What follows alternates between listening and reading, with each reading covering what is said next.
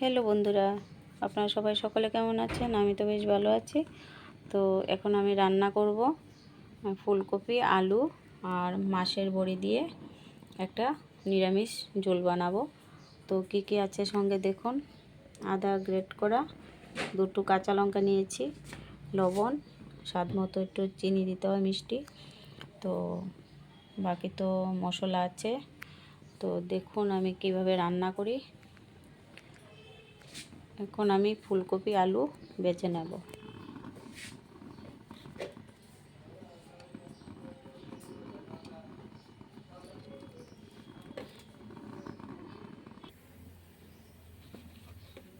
আলু,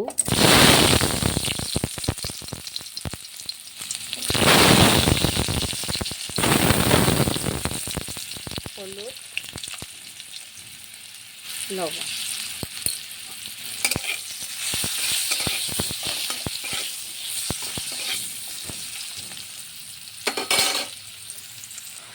আলু ভাজা হয়ে গেছে, উঠিয়ে নেব।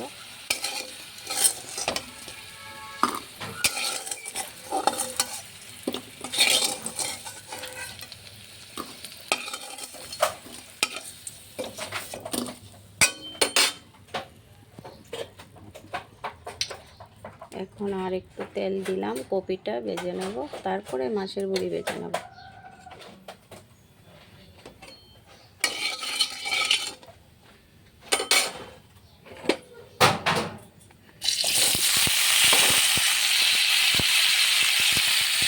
লবণ, হলুদ।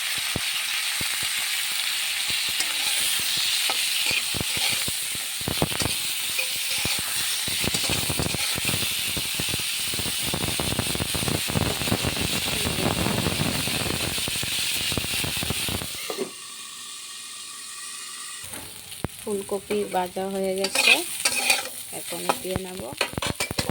লাল করে ভেজে নিয়েছি। আর ফুলকপি আলু তেলে ভাজলেই ভালো লাগে।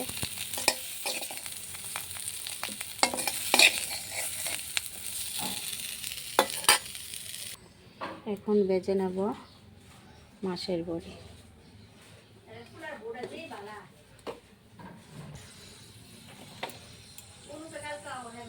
বড়িটা ভেজে নেব।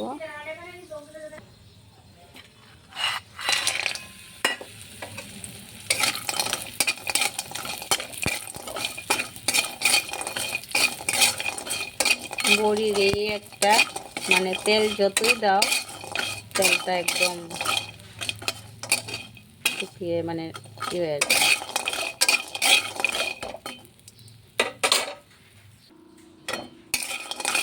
বড়ি ভাজা হয়ে গেছে, উঠিয়ে নেব।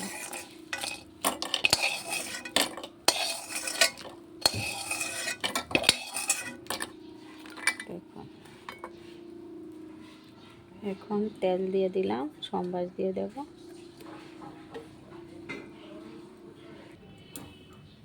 এই বাটিটাতে ধনের গুঁড়ো, জিরের গুঁড়ো, হলুদ, লঙ্কার গুঁড়ো, আদা গ্রেট করা আর কাঁচা লঙ্কা একসঙ্গে জলে মিশিয়ে নেব।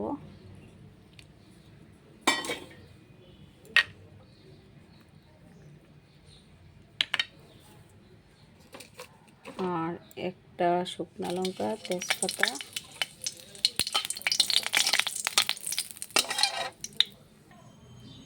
পাঁচফোড়ন দিয়ে দিলাম। আর হলো এলাচি, দারচিনি।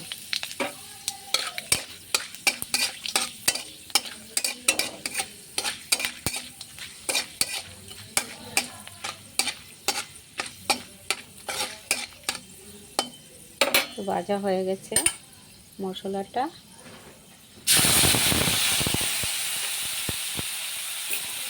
আর স্বাদ মতো একটু চিনি। মশলাটা কষানো হয়ে গেলে তারপরে ফুলকপি আলু দিয়ে মিশিয়ে তারপরে ঝোল দিয়ে দেব। মশলাটা কষানো হয়ে গেছে,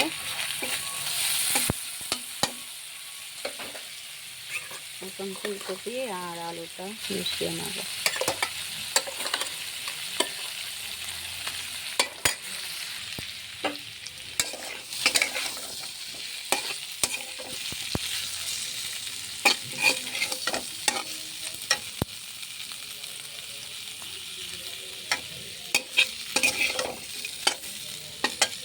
মিশিয়ে নিয়েছি, ঝোল দিয়ে দাও।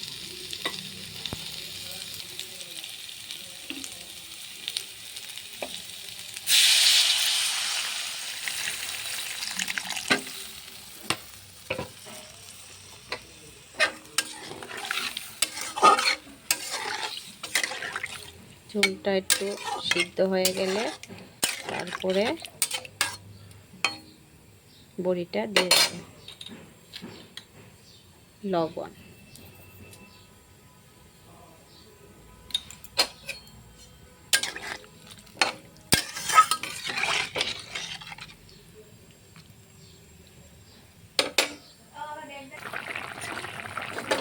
বড়িগুলি দিয়ে দিলাম।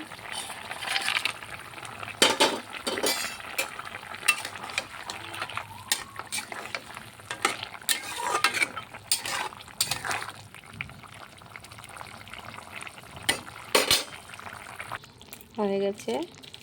আর অল্প একটু সানরাইজের গরম মশলার গুঁড়ো দিয়ে দিলাম, বেশি দেব না, আগে দিয়েছি। আর সঙ্গে আছে 1 চামচ ঘি ছড়িয়ে নিলাম। এখন মিশিয়ে নেব। আর ঝোলটা বেশি রাখিনি, গায়ে মাখা করে বানিয়েছি। তো বন্ধুরা, কেমন হয়েছে দেখুন। হয়ে গেছে, উঠিয়ে নেব।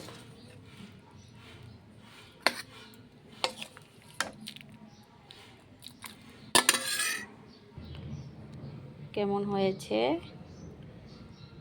দেখে ভালো লাগলে আমার পাশে থাকবেন, সাবস্ক্রাইব করবেন, লাইক করবেন, শেয়ার করবেন। আজকের মতন এটুকুই। কালকে আবার রান্নাবান্না নিয়ে দেখা হবে। বাই।